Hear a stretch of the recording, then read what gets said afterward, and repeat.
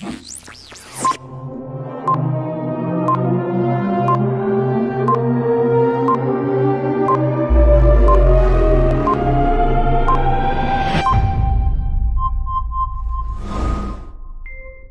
sesuatu yang sangat saya sesali.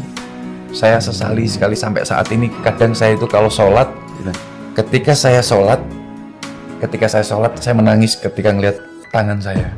Yang dulunya saya sangat bangga, ya Allah. Saya itu, ya Allah. Sampai saat ini ketika saya sholat melihat tangan saya sendiri, saya merasa, aduh kotor sekali saya. Berdosa sekali saya, ya Allah. Apakah taubat saya diterima oleh Allah? Sampai seperti itu. Tapi saya yakin apapun yang kita lakukan, sahabatku semua yang bertato khususnya, berdoalah dengan ikhlas dan tulus. Insya Allah Allah akan mengampuni segala kesalahan kita yang sudah kita. Bismillahirrahmanirrahim. Assalamualaikum warahmatullahi wabarakatuh. Hamdan wa salaman wa ba'du. Kita akan menyambung obrolan kita, obrolan santuy, yaitu membahas hijrahku adalah dakwahku. Kita masih bersama dengan Bang Imaduddin.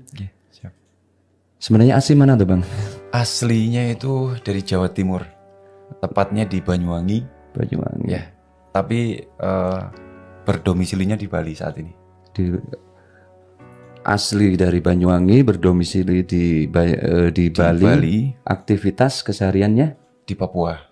Papua Barat. Ya, Papua Barat, pas di Teluk Bintuni. Teluk Bintuni gitu ya. Alhamdulillah beliau adalah seorang motivator kaum marginal, dalam tanda kutip pekerja dunia malam dan sebagainya. Kita mengetahui di beberapa media beliau aktif banget di aplikasi TikTok, kemudian di Instagram, kemudian di YouTube, Facebook dan sebagainya. Yang intinya pada kesempatan kali ini kita akan membahas lagi seberapa jauh perjalanannya Bang Imaduddin sehingga seperti sekarang ini. Mungkin bisa diperjelas lagi Bang Imad, monggo. Ya, jadi kalau ngomongin perjalanan, kita ngomongin perjalanan kehidupan ya. Yang pertama, susahnya. Saya dulu berpikir bahwasannya tato itu sesuatu yang saya banggakan, Ustadz. Jadi ketika orang yang bertato, pasti yang pertama kali dia akan merasa gaul, merasa keren. Habis itu dia akan terlihat, intinya menambah ketampanan ya, zaman dulu gitu, Ustadz. Nah, tapi ternyata dengan bertambahnya usia kita, pastinya khususnya teman-temanku yang bertato, saya yakin dalam hati kecilnya itu ada rasa yang namanya penyesalan. Apabila dia sudah terbentur dalam mencari pekerjaan, dan yang kedua, apalagi ketika meyakinkan calon mertua nih Ustaz. Begitu ya. Sangat luar biasa. Iya, karena susah. memang kalau seorang calon mertua melihat calon menantunya kok bertato, ini kayaknya kayak istilah bahasa Jawa Timur kayak berandal gitu. Kayak berandalan gitu, kayak preman. Preman lah ya. Ya, jadi seperti itu. Bagaimana kita meyakinkan? Yang pertama memang susah, Ustaz. Karena apa? Kita patut sadari ketika kita sudah memutuskan untuk bertato, itu ada resiko-resiko yang harus kita terima nantinya. Yang pertama, termasuk di bidang pekerjaan tadi. Bidang pekerjaan pasti sangat susah mencari pekerjaan. Karena perusahaan mana yang sekarang bisa memberikan kesempatan kepada orang-orang yang bertato, kecuali memang dia punya skill, punya keahlian. Ya. Terus yang kedua, memang harus mencari pekerjaan yang memang mungkin di bidang hospitality atau restoran, hotel, tempat pariwisata yang mungkin melihat tato itu adalah sebuah seni seperti itu. Jadi saya mengawali pekerjaan yang pertama itu malah saya itu jadi tukang cat kuli bangunan. Berarti betul-betul dari bawah ya, dari awal. Bawah jadi, sekali makanya. Padahal sepengetahuan kita seorang kuli atau tukang cat itu memang nun sewu untuk finansial kecil banget ya. Kecil, betul. Saya mendapatkan gaji dulu pertama itu 17.000 Ustaz. Sebentar. Sebelum itu kita mau tanya dulu. Sejak kapan? Mulai tahun berapa? Ketika sudah punya istri atau sebelum punya istri udah bertato? Sebelum. Jadi kayak apa sih? Maaf. Seperti apa? Jadi seperti ini. Wow, ini seni ya? Seni katanya, seni. Ini cukup lumayan. Asli apa kulit? Oh, asli, ini asli. Banyak yang melihat ini apa namanya itu yang palsu itu. Kayak apa ya? Apa sarung ya? Sarung tato. Saya dulu juga punya yang namanya tato itu. Cuman dalam 2 minggu udah hilang, Kak. Tak kasih kalpanak. Oh, panu nih. Panu. Itu panu. Oke, jadi pertama pasti yang diinginkan orang ketika menambah tato itu pengen kelihatan gaul. Iya. Pada intinya seperti itu. Tapi saya ingin mewakili ya buat sahabat-sahabat yang ingin bertato, tolong urungkan niatnya. Karena apa? Ya satu itu tadi pekerjaan. Yang kedua ketika meyakinkan seseorang atau mau menikahi seseorang, mertua jadi kendala. Ini masih di luar agama ya? Ini masih di luar agama. Susahnya seperti itu. Terus yang kedua karir pastinya dalam mencari pekerjaan. Makanya saya bilang dulu saya bekerja apapun saya lakukan ketika ya ini resikonya saya nggak akan bisa mendapatkan pekerjaan yang lebih baik. Jadi apapun pekerjaannya saya lakukan dengan benar-benar sungguh-sungguh. Oh gitu ya. Dan selalu minta kepada Allah waktu itu, ya Allah berikan kesempatan untuk bekerja yang lebih baik, yang lebih baik, yang lebih baik. Sampai saat ini, Ustaz. Jadi kembali lagi yang namanya orang bertato itu pandangan orang lain identik dengan orang nakal, kriminal. Apalagi bertato, kemudian bertindik, rambutnya gimbal, ngepang dan sebagainya. Ini memang kalau di masyarakat luas, kebanyakan mereka memandang sebelah mata. Tapi alhamdulillah sekali lagi saya melihat sosok Bang Imaduddin ini di media sosial, terutama TikTok. Banyak sekali hal-hal yang disampaikan beliau melalui TikTok dengan berdakwah, mengingatkan mereka yang lupa dengan Allah dan bahkan pengen mengenal Allah. Ini yang luar biasa. Karena saya lihat di beberapa penjelasan nasihat-nasihat jenengan buat mereka semua itu ada yang non muslim. Iya betul, banyak yang non muslim. Terus habis itu ada kemarin itu salah satu sahabat TikTok yang ingin masuk Islam atau mualaf. Subhanallah. Ada beberapa, ada 2 atau 3 orang. Waktu itu saya mengarahkan beliau untuk menyarankan untuk mencari ustadz dan cari ustadz di tempat yang saat itu kan saya jauh gitu. Jadi istilahnya jenengan menyarankan untuk ustadz yang lebih mumpuni untuk mensyahadatkan. Karena memang seseorang yang ingin masuk Islam atau menjadi mu'alaf, syahadatnya itu memang kalau lebih dikhususkan atau mencari seorang ustadz atau seorang tokoh agama yang memang bisa nantinya mengarahkan mereka seperti apa. Karena apa? Ada beberapa hal yang perlu diketahui. Karakter seseorang yang mau mu'alaf itu dilihat dari pintu pertama yang masuk itu lewat siapa. Betul. Nuhun sewu. Kalau misalnya ketika seseorang ingin mu'alaf, kok yang mau mu'alafkan nuhun sewu orang yang kasar, yang keras, nanti mereka akan panutannya yang keras itu. Kemudian yang lembut, yang insya Allah akan menjadi seorang mu'alaf yang memang punya sikap yang lembut. Layaknya bayi yang baru dilahirkan istilahnya. Iya betul.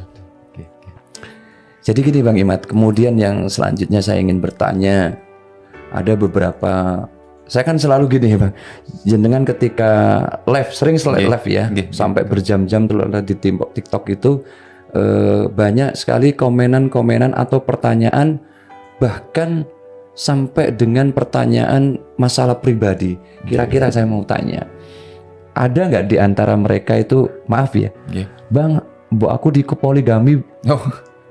Kira-kira ada nggak yang seperti itu? Ya itu salah satu yang saya maksud, Allah itu memberikan ujian ketika keimanan kita ditambah. Maka ujian yang paling berat saat ini adalah banyak yang DM atau apa itu inbox, inbox. Bang saya mau jadi yang nomor 2, Bang mau jadi yang nomor 4, ya Allah. Ini karena jenengan selain seorang motivator di kaum marginal, ketampanan jenengan, nuhun sewu kalau bahasa mereka itu, wah keren banget, ganteng gitu loh. Ganteng gitu loh.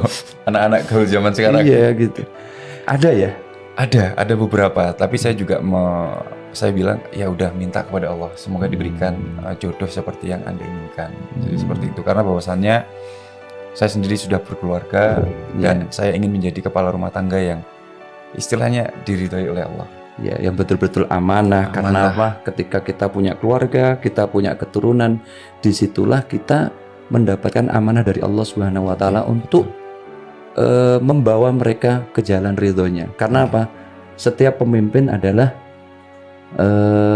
mempunyai tanggung jawab masing-masing. Setiap pemimpin adalah akan dimintain pertanggungjawaban oleh Allah Subhanahu Wa Taala. Betul. Seperti itu. Jadi banyak juga yang menanyakan, Mas, suami saya nggak menafkahi saya sampai beberapa tahun-tahun. Makanya saya kadang berpikir, ya Allah, itu kita lihat juga. Ya Allah, berarti saya ini diberikan kenikmatan yang sangat luar biasa, bisa memberikan nafkah kepada istri saya, anak saya khususnya. Berarti apa? Semua itu Allah berikan, cobaannya macam-macam jenisnya gitu loh, Ustadz. Ketika di TikTok saya banyak melihat permasalahan sahabat-sahabat yang masalah ini, masalah itu, masalah ini. Berarti setiap masalah itu berarti adalah ujian yang diberikan oleh Allah kepada kita untuk melihat keimanan kita. Ya. Seperti itu yang dia saya lihat. Kuat atau tidak, dia sabar atau tidak. Naik kelas apa tetap di kelas yang saat ini beliau tempati. Ya memang segala sesuatu, segala sesuatu di dunia ini adalah semuanya hamba Allah Subhanahu wa taala. Dan ada sebuah firman di dalam Al-Qur'an. Di dalam surat Al-Hadid Allah berfirman, a'udzubillahi minasyaitonirrajim. I'lamu annamal hayatud dunya illa la'ibun wa lahwun wa zinatun wa tafakhurum bainakum wa takatsurum fil amwali wal aulad. Kemudian ayat ini diakhiri wa mal hayatud dunya illa mata'ul ghurur. Yang artinya i'lamu annamal hayatud dunya, ketahuilah olehmu bahwasannya dunia ini adalah semata-mata la'ibun, permainan. Jadi ada yang namanya kadang di atas, kadang di bawah. Ada yang kemudian diberikan oleh Allah Subhanahu wa taala kelebihan, kemampuan sehingga dia mempunyai apa istilahnya apa yang dimiliki harta, ada yang masih belum punya dan sebagainya. Laibun walahun, permainan. Ya, kayak ada, pernah nggak Bang Imad dengar lagunya kalau tidak salah itu Ahmad Albar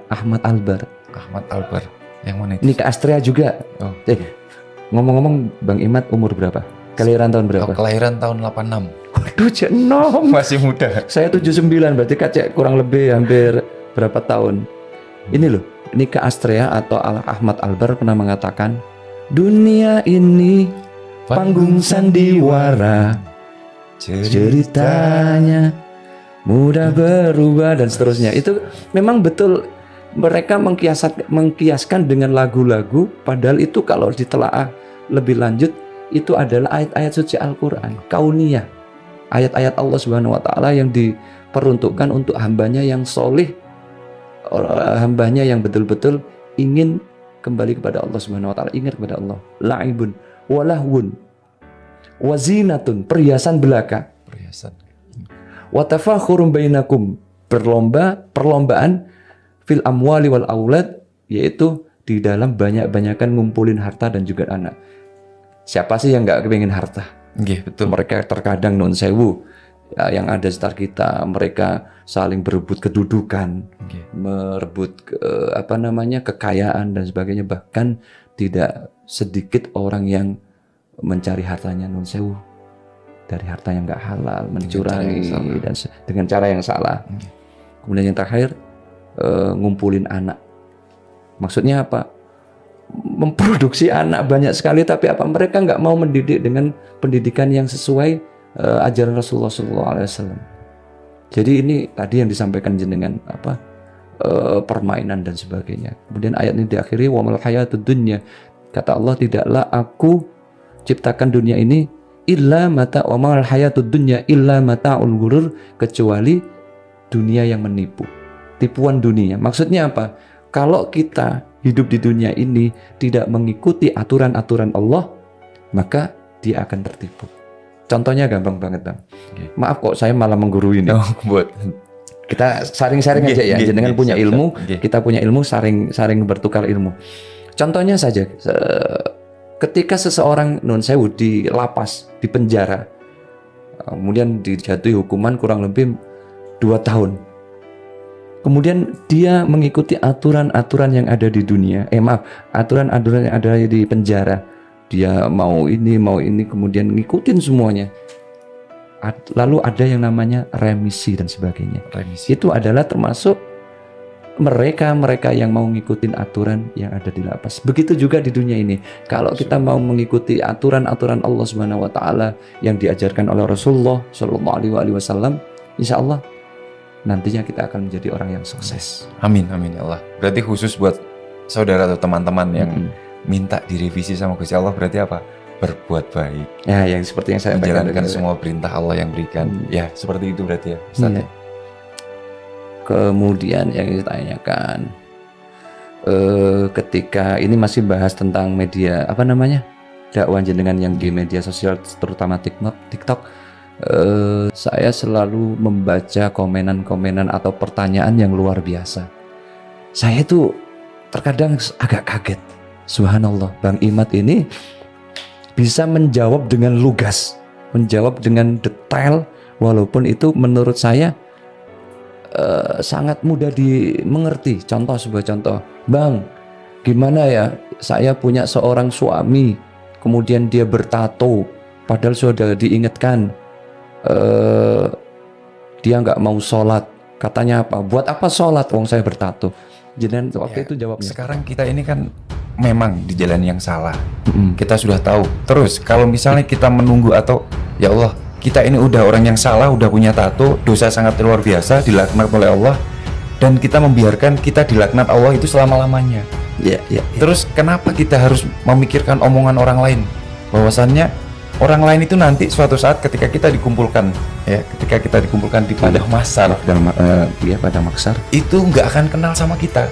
Terus kenapa kita harus mikirin orang lain membicarakan sholatmu nggak sah, inimu nggak sah? Ya, sholat itu urusan kita kepada Allah, dan kita kepada Allah, urusan dunia.